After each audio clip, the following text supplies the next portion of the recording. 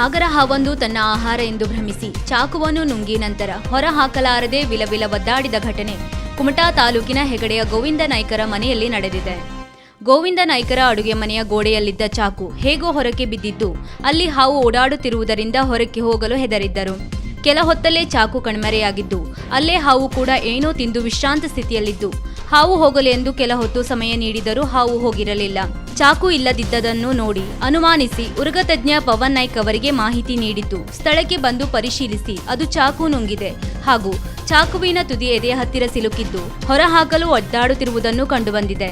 ಹೇಗಾದರೂ ಮಾಡಿ ಚಾಕು ಹೊರೆಯ ತೆಗೆದಿದ್ದರೆ ಹಾವು ಸಾಯುತ್ತದೆ ಎಂದು ಪವನ್ ನಾಯ್ಕ್ ಅವರು ಪಶು ಆಸ್ಪತ್ರೆಯ ಸಹಾಯಕರಾದ ಅದ್ವೈತ್ ಭಟ್ ಅವರ ಮನೆಗೆ ಹೋಗಿ ಸುಮಾರು ಅರ್ಧ ಗಂಟೆಗೂ ಹೆಚ್ಚು ಕಾಲ ಪ್ರಯತ್ನದ ಮೂಲಕ ಚಾಕುವನ್ನು ನಾಗರ ಹಾವಿನ ಹೊಟ್ಟೆಯಿಂದ ಹೊರತೆಗೆಯಲು ಯಶಸ್ವಿಯಾಗಿದ್ದಾರೆ.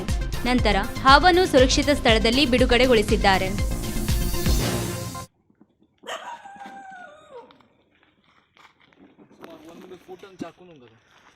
ಹೌದು, ಚಾಕು ಇನ್ನು ಉಗುಳುತ್ತದೆ ಹೆಂಗೆ? ಇದು ಚಾಕುದು ಬುಡ ಬುಡ ಹಿಡ್ಕಿ.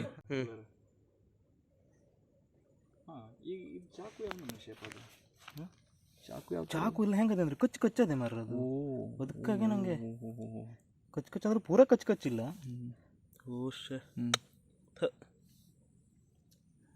ಇನ್ನೊಂದ್ಸಲ ಬಂದು ಎರಡೆಲ್ಲೂ ತಾಕ್ಕೊಂಡ್ಬೇಡಿ ಮತ್ತೆ.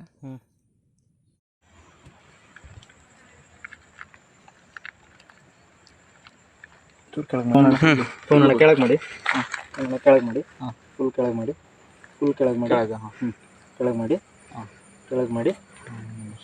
ನಿಮಿಷ ಬಂತು ಬಂತು ಬಂತು. ತೋರಿಸು.